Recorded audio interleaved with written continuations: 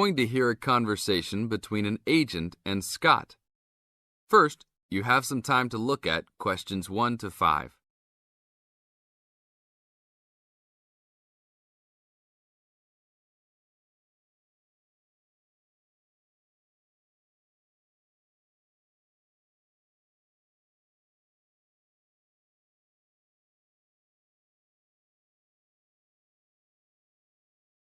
Now listen to the tape and answer the questions.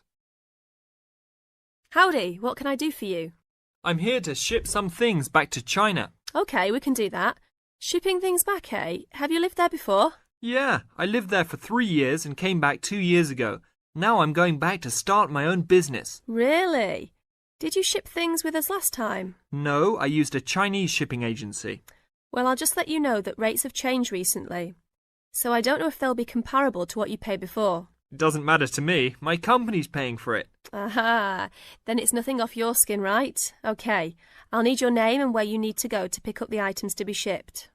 My name is Scott Linder, Linder, and I live in upstate New York, Saratoga Springs. Oh, sure, I know that place. I go to the races there. Great town. What's the zip there again? 770425. And the street address is 412 West Lake Road. 770425 Westlake, got it. And how big of a container are you going to be looking for? Well, I didn't have a container last time, and I don't think I'll need one this time. I think that I'll have about 6 cubic meters. We can get a subsection of a container then. How big is that? It's 2 meters wide and 3 meters long. 2 meters high, right? Yes, sir.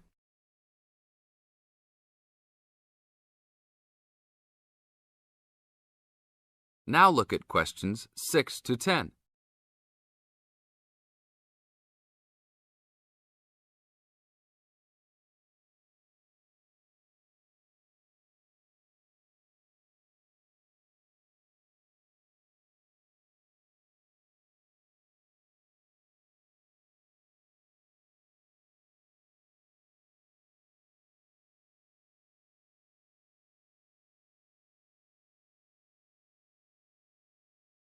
As the talk continues, answer questions 6 to 10. And for customs, I need to know what sort of items will you be shipping? Mostly furniture. But we'll also have quite a few boxes of books too. Any clothing?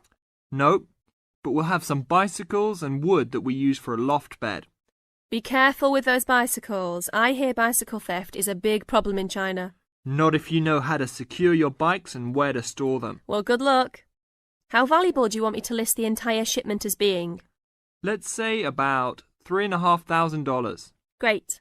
Now you'll also have to go over to the customs department to check with them about shipping the wood over to China. I know there are concerns about termites, bugs, etc. No problem. It's the same wood I brought over from China last time. Then you should be okay. It's just a formality. And last of all, where would you like the shipment to be delivered? Well, I will live in Beijing, but let's ship it to Tianjin. My company will pick it up there. That's all right then. Have a nice trip. Thanks for your help.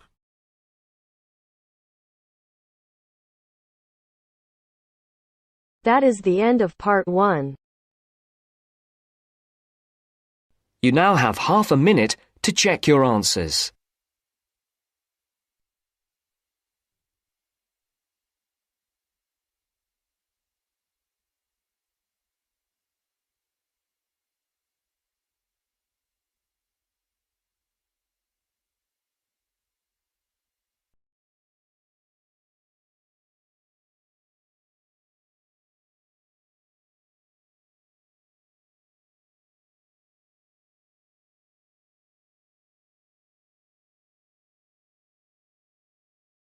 Now turns to part 2. Part 2. You will hear a student union officer explaining about the union's functions and services to a group of new university students.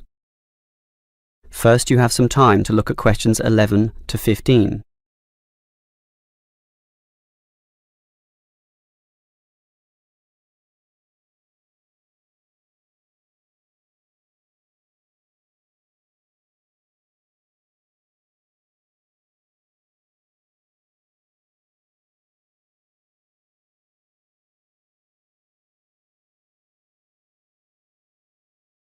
Now listen carefully and answer questions 11 to 15.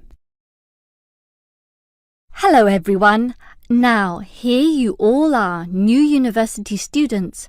And the first question you probably have is, what is a student union? Another question is, do I have to join?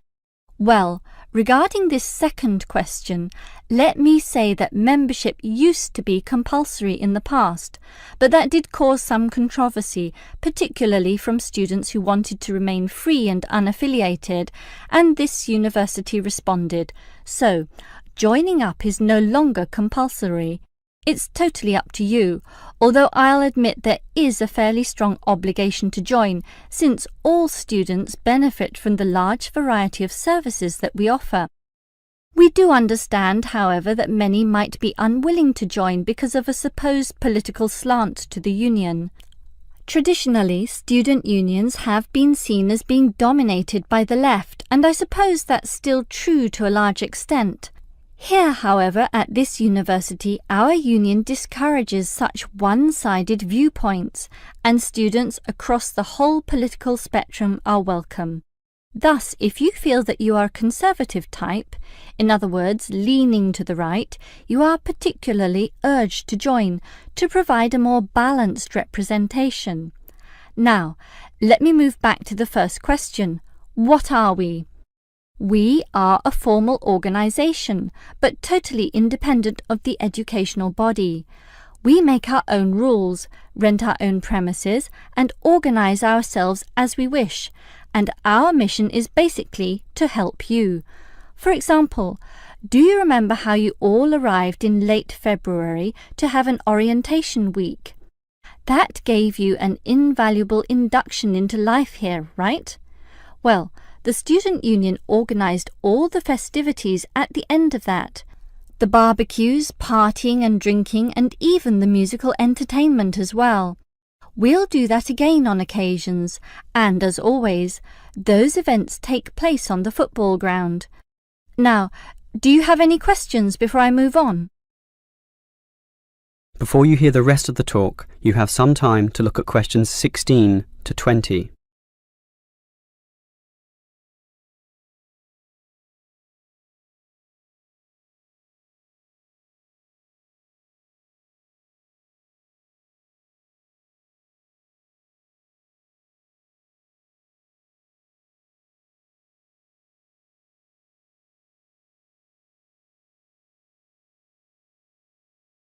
Now listen and answer questions 16 to 20. Now, let me tell you more about the student union and its basic functions.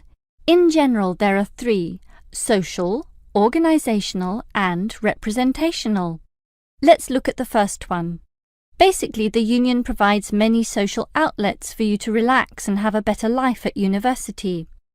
If you go to our union office, you'll find a list of the many clubs and societies we have, where you can make many friends with people who share a common interest.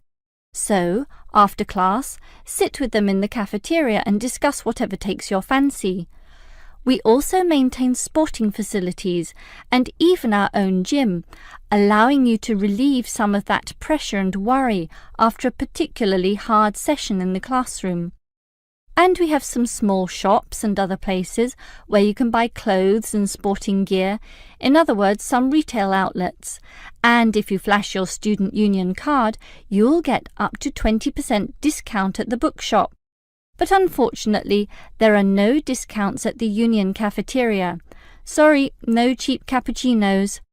Finally, there's a student union newspaper, and you're welcome to contribute or put in advertisements if you're buying and selling goods or textbooks. You can also place notices of a more personal nature on the notice board of the union office itself. All right, let's move on to our more serious functions, which are helping you get through life here, as well as representing you in times of trouble. Regarding the second issue, if you have a problem or a grievance, or if you feel under pressure or depressed for reasons both inside and outside the university, for example, perhaps a dispute with your landlord or the people in your local gym, then come to us. We have a range of counsellors and helpers, and even some lawyers, who you can meet in the conference room. So just sip a cup of tea or coffee with them and tell them your troubles, and they'll be all ears. Basically, there's every reason to join the student union, since whatever you need, whether it be social or representational, we will help you.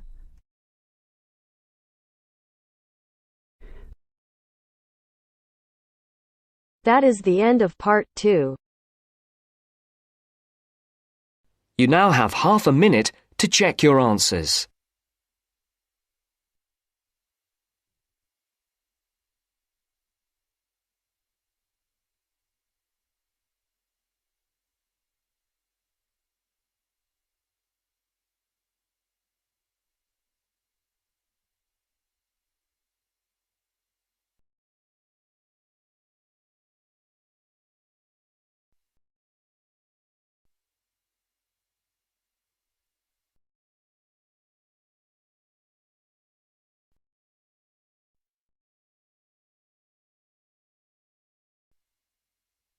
Now turns to part 3. Part 3. You will hear a conversation between Helen and her tutor. First, you have some time to look at questions 21 to 25.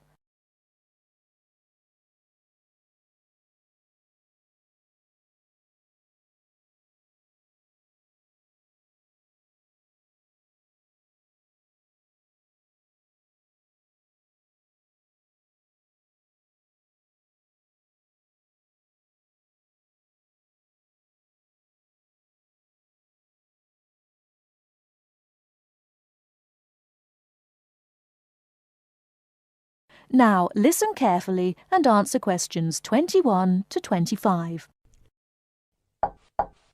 Come in. Ah, it's you, Helen. What can I do for you? Well, it's about that essay on non-verbal communication. I'd like a bit of advice, if that's all right. By all means. That's what I'm here for. How can I help you? It's about that survey you asked us to carry out about body language. Oh, yes. I asked you to investigate what sort of touching is permissible between friends of the same sex and friends of the opposite sex. That's it. And then you wanted us to go on to compare the answers we obtained from people from our own culture with the answers of people from other cultures. Well, that shouldn't be too difficult. There are students here from dozens of cultures, including Asia and the Middle East. Go and ask them. That's the problem. I'm not sure how to word the questions. Before you hear the rest of the talk, you have some time to look at questions 26 to 30.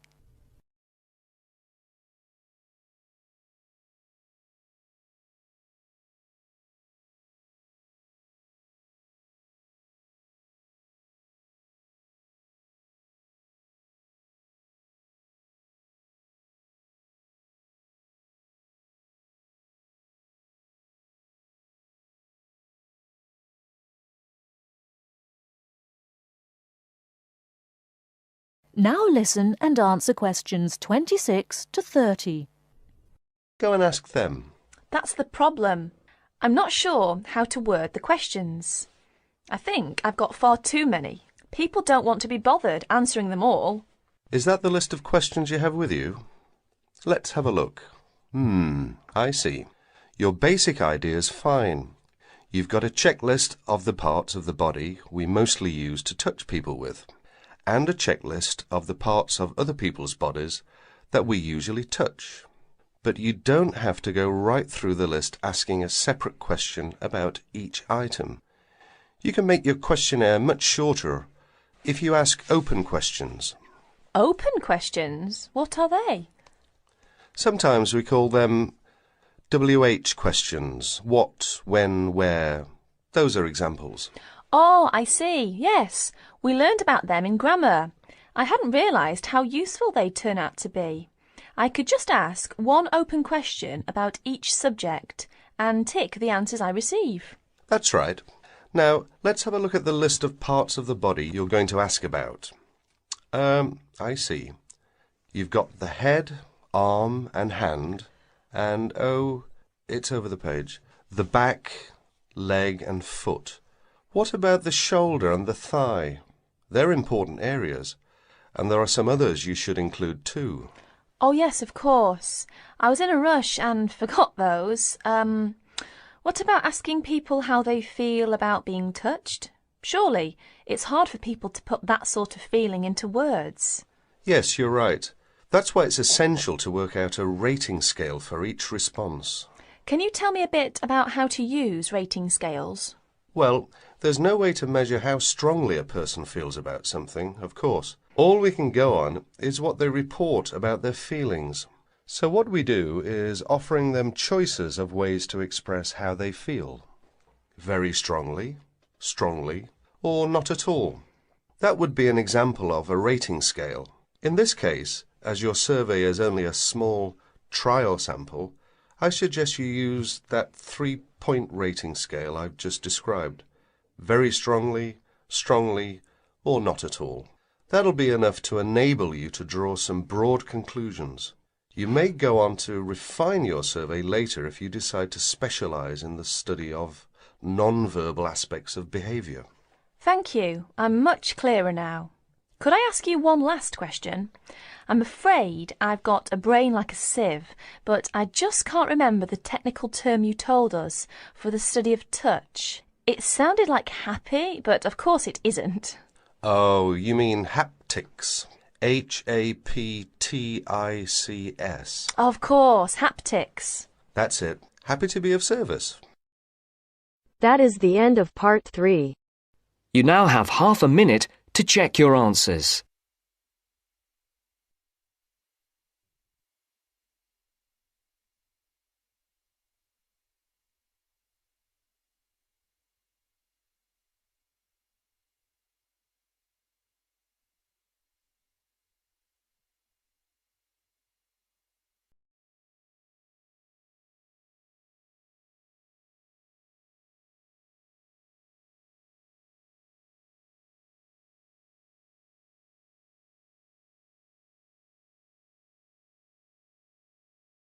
Now turns to part 4. Part 4. You are going to hear a talk on 2 famous American presidents. As you listen, fill the missing information in the notes below. First, you have some time to look at questions 31 to 40.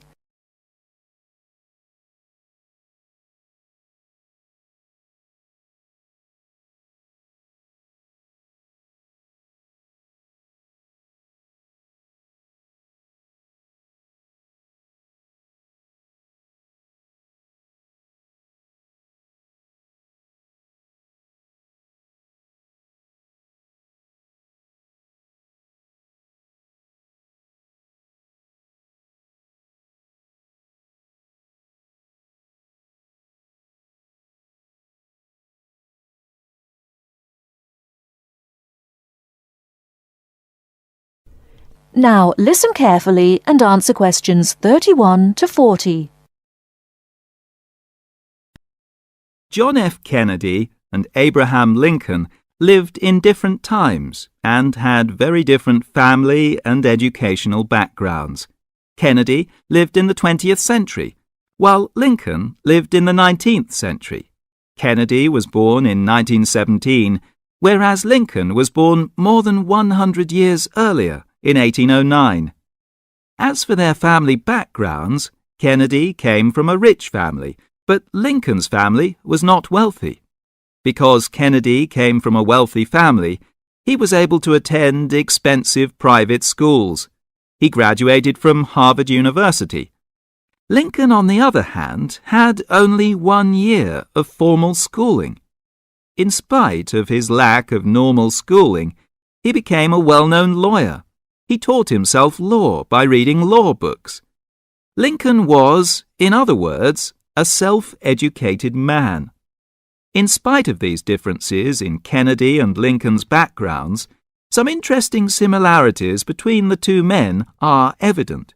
In fact, many books have been written about the strange coincidences in the lives of these 2 men. For example, take their political careers. Lincoln began his political career as a U.S. congressman. Similarly, Kennedy also began his political career as a congressman. Lincoln was elected to the U.S. House of Representatives in 1847. Kennedy was elected to the House in 1947. They went to the Congress just 100 years apart. Another interesting coincidence is that each man was elected President of the United States in a year ending with the number 60. Lincoln was elected President in 1860, and Kennedy was elected in 1960. Furthermore, both men were president during years of civil unrest in the country. Lincoln was president during the American Civil War. During Kennedy's term of office, civil unrest took the form of civil rights demonstrations. Another striking similarity between the two men was that, as you probably know, neither lived to complete his term in office. Lincoln and Kennedy were both assassinated while in office. Kennedy was assassinated in Dallas, Texas, after only 1,000 days in office. Lincoln was assassinated in 1865, a few days after the end of the American Civil War. It's rather curious to note that both presidents were shot while they were sitting next to their wives. These are only a few examples of the uncanny and unusual similarities between the destinies of these two American men, who had a tremendous impact on the social and political life of the United States and the imagination of the American people. That is the end of part 4. You now have half a minute to check your answers.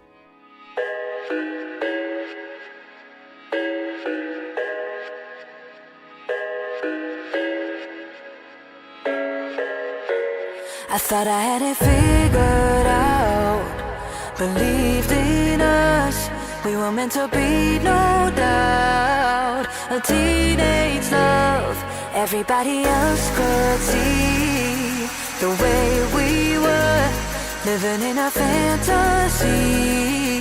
When I kissed her, I